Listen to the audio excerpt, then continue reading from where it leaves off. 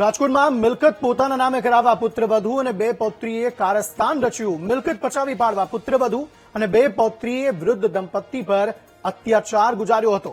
Kalavad road પરની ભગીરથી લીલા સોસાયટીની આ ઘટના છે। વૃદ્ધ દંપતીને મારી નાખવાનો પ્રયાસ કરીને અકસ્માતમાં ખપાવવાનો પણ પ્રયાસ કર્યો। વૃદ્ધ સસરાને હિંચકેથી નીચે પાડવા, રસોડામાં તેલ ઢોળી પાડવાના પણ પ્રયાસો થયા। ભાગ નહીં આપે તો અકસ્માતનું નાટક કરીને મારી નાખવાની પણ ધમકી આપી છે। રાજકોટમાં એક વૃદ્ધ દંપતીને પોતાની જે પુત્રવધુ છે અને બે પૌત્રીઓ છે તેમના દ્વારા શારીરિક અને માનસિક ત્રાસ આપવામાં આવે છે। ક્યાંક ને ક્યાંક તાલુકા પોલીસ મથકમાં ફરિયાદ નોંધાઈ છે। આ પુત્રવધુ અને બે પૌત્રીઓ છે તેમને મારી નાખવાની કોશિશ કરતી હોય છે તે પ્રકારની ફરિયાદ છે તે તાલુકા પોલીસ મથકમાં નોંધાઈ છે। રાજકોટના આજે હાઈ પ્રોફાઇલ વિસ્તારમાં દાદા રહે છે। દાદા, શું નામ છે તમારું?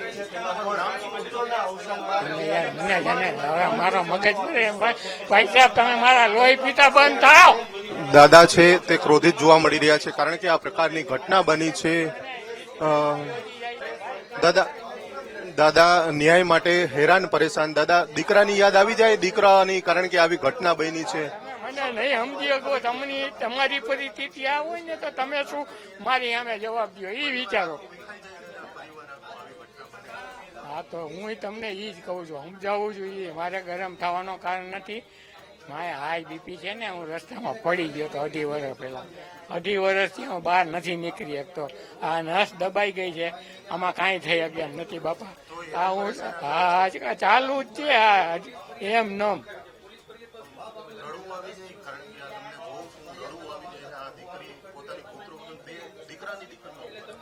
હું તમને એ જ કહું છું, ઈ એના ઉપર જ ગયા છે।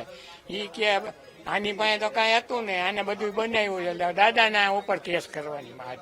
મને બધું સમજણ પડી ગઈ। હવે આ જેટલા ચાલુ હાલે છે ને, હું રેવન્યુનું કામ કરતો હોય જમીનનું, એટલે મને બધી મારે જમીન બિલ્ડર્સ હતો, સમજી ગયા। કેટલી પ્રોપર્ટી છે એમાંથી આ ભાગ માંગે છે, અંદાજિત કેટલો? પ્રોપર્ટી એવી કાંઈ મને અત્યારે માહિતી ન હોય। બધી કાગળિયા પડ્યા છે, કોર્ટમાં બધું રજૂઆત છે, એકય મિલકત મેં છુપાવી નથી। આ કેસ ચાલુ થવાનો છે ને એના હાટું જ આ બીજું FRI કરીને મને જામીન મગાવ્યું, આ બધા તમને બધાને હેરાન કર્યા। એ બધા તમારા બધાની માફી માંગુ છું। એટલે આ પ્રોપર્ટી માટે જ વિવાદ છે ને? હા, ઈ છે ને, મને પેલા ઉપરથી ખાલી કરાવવાનું એક જ આમાં તમને કરવું, ઈ કરો પછી મને બધી શાંતિ થાય થોડી।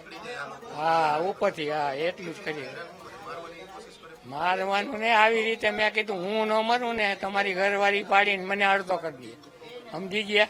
ઈ બીમાર પડે તો મારો શું હાલ થાય?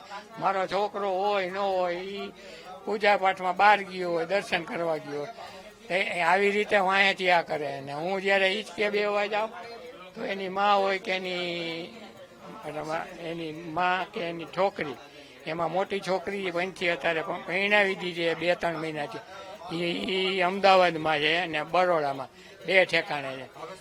દાદા, માંગણી શું છે તમારે? શું થવું? માંગણી મેં એક ફેરે તમને કીધું, મારી માંગણી એવી છે, મારે બધું દેવાનું છે। એ કોર્ટ જે લીગલી માગશે એ બધું સુપ્રત કરવા તૈયાર છું।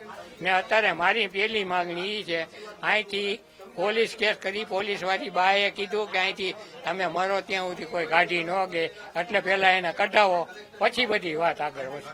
હા, એને અહીંથી બસ। ચોક્કસથી જે દાદા છે તે ક્યાંક ને ક્યાંક પોતાની જે બે પુત્રીઓ છે અને પુત્રવધુ છે તેમનાથી ત્રાસી ગયા હોય અને હવે તેઓ અહીંથી જતા રહે તો જ તેમને ન્યાય મળશે તેવી તેઓ માંગણી કરી રહ્યા છે। કારણ છેલ્લા ઘણા સમયથી આ પ્રકારની પરિસ્થિતિ છે તે સર્જાઈ રહી છે। રાજકોટના કાલાવડ રોડ વિસ્તાર ઉપર આ જે ઘર આવેલું છે અને ત્યાંની આ ઘટના છે, જે દંપતી છે, વૃદ્ધ દંપતી, તે હેરાન પરેશાન થતા જોવા મળી રહ્યા છે અને તેને જ લઈને ક્યાંક ને ક્યાંક હવે તાલુકા પોલીસ મથકમાં ફરિયાદ નોંધાઈ છે અને ફરિયાદના આધારે હવે પોલીસ દ્વારા પણ આ મામલે કાર્યવાહી છે તે કરવામાં આવી રહી છે। પરંતુ હાઈ પ્રોફાઇલ પરિવારમાં આ પ્રકારે પ્રોપર્ટીનો વિવાદ છે તે સામે આવ્યો છે અને તેને જ લઈને ક્યાંક ને ક્યાંક અનેક ગંભીર સવાલો છે તે પણ ઉભા થઈ રહ્યા છે। કેમેરામેન નિશિત ગડિયા સાથે ભાવેશ વંદરવા, BTV ન્યૂઝ, રાજકોટ।